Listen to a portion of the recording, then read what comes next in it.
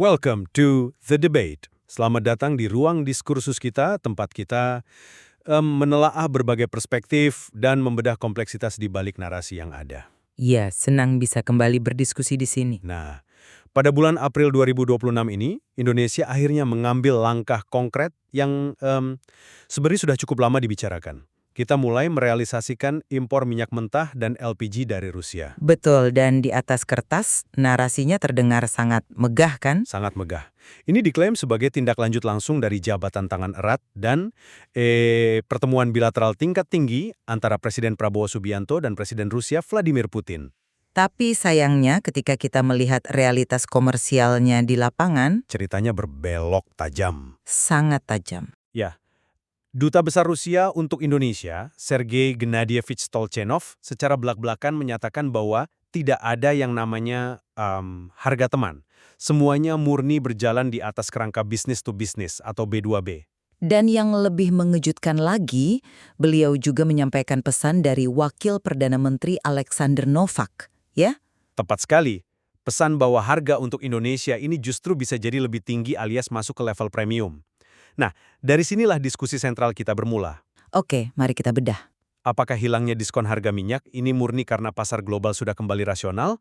Atau justru ini bukti yang cukup telanjang bahwa diplomasi tingkat tinggi kita gagal mengamankan kepentingan energi nasional?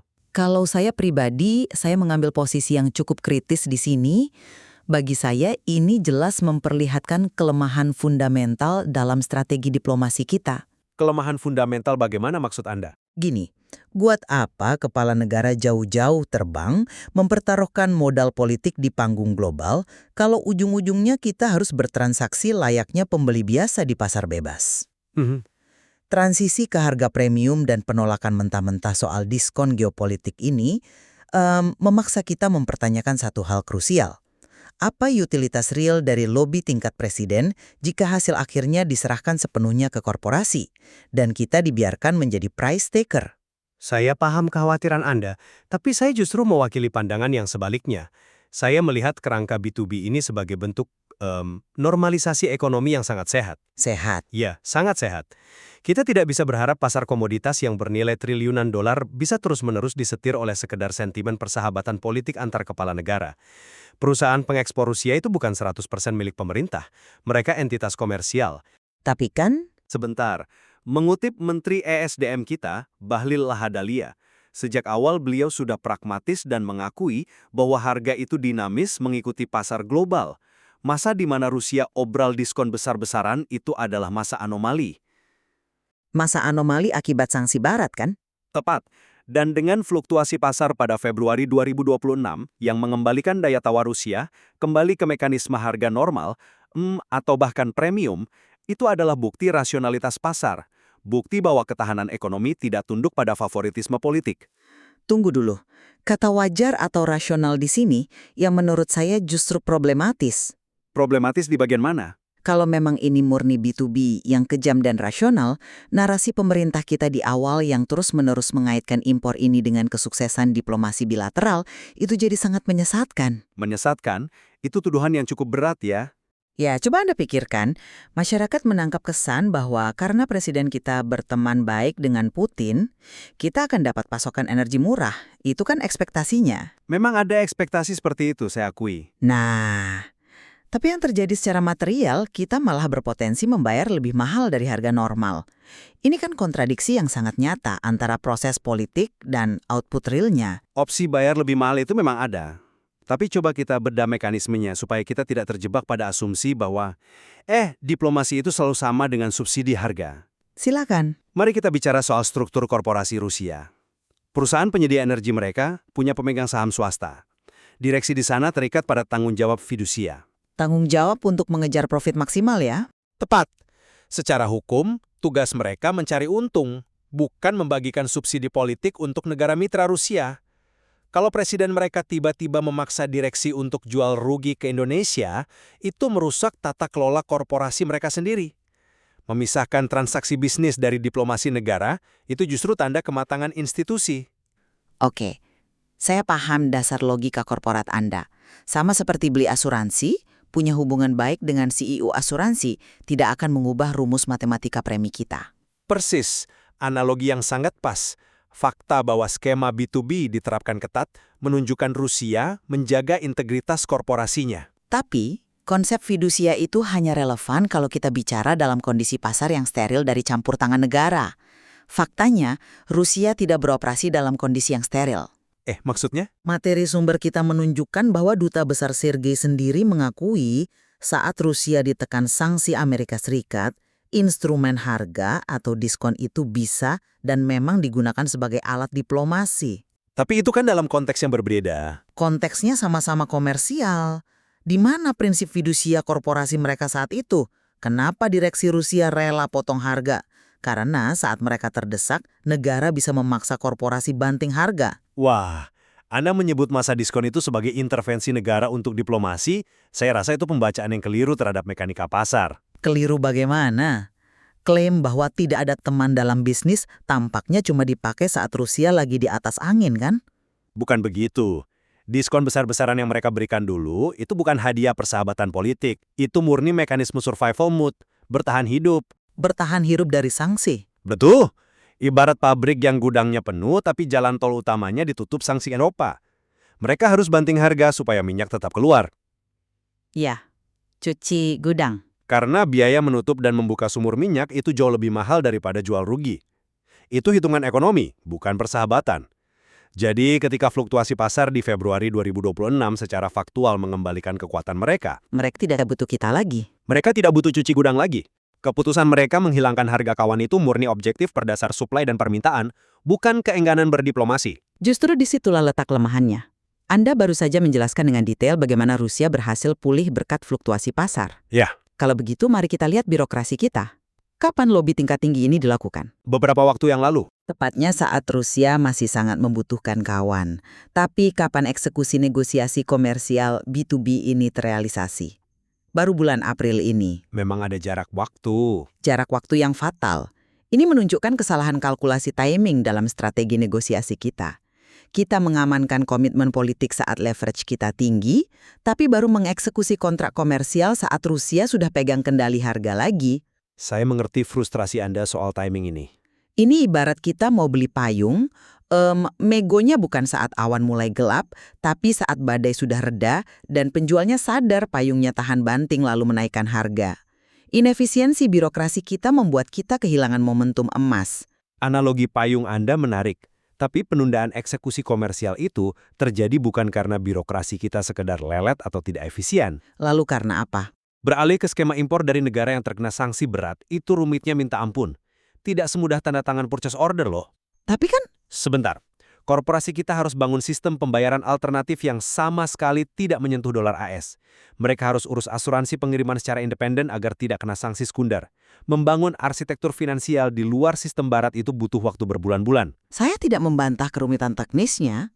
Saya bilang ini kesalahan kalkulasi strategis. Kesalahan strategis bagaimana? Kalau tahu proses membuat sistem itu butuh waktu lama, harusnya klausul pengunci harga sudah disepakati di level politik awal. Jangan sampai presiden kita sudah mempertaruhkan citra dengan menggandeng Rusia, rewardnya malah disuruh bayar lebih mahal. Anda terlalu fokus pada harga per barel hari ini. Karena Duta Besar Sergei membawa pesan dari Novak soal adanya harga premium. Artinya kita bayar lebih mahal dari pasar normal. Ini kan membuktikan sistem pasar terbuka sering menghukum negara berkembang. Mematahkan narasi kerjasama saling menguntungkan. Oke, mari kita bahas soal harga premium ini. Saya mengerti kekhawatiran Anda. Tapi kita harus kembalikan ini pada esensi ketahanan energi. Ya, silakan. Menteri Bahlil dengan sangat spesifik menyebutkan bahwa impor ini mencakup minyak mentah dan LPG. Gas melon kita ya. Tepat. Diversifikasi rantai pasok energi seringkali menuntut biaya premium di pasar bebas. Demi keamanan pasokan jangka panjang. Harga normal itu seringkali merujuk ke pasar spot, yang tidak menjamin ketersediaan barang. Tapi Membayar harga pasar, bahkan mungkin sedikit premium sesuai negosiasi antar korporasi, itu adalah ongkos dari kepastian pasokan. Ongkos diversifikasi. ongkos diversifikasi yang membebankan neraca kita. Anda seolah mewajarkan kalau Indonesia diperah atas nama ketahanan pasokan jangka panjang. Sama sekali bukan diperah. Ini premi asuransi yang logis untuk mendapatkan jalur pasokan yang khusus, dedicated. Kita tidak sekedar beli komoditas, kita beli jaminan rantai pasok baru, Argumen premi asuransi itu memang terdengar meyakinkan secara teoritis. Tapi masalahnya, premi ini kita bayarkan ke entitas yang justru sedang diisolasi secara global, yang biaya operasionalnya sedang bengkak. Bengkak karena sanksi. Betul, mereka butuh armada kapal bayangan, asuransi gelap yang mahal.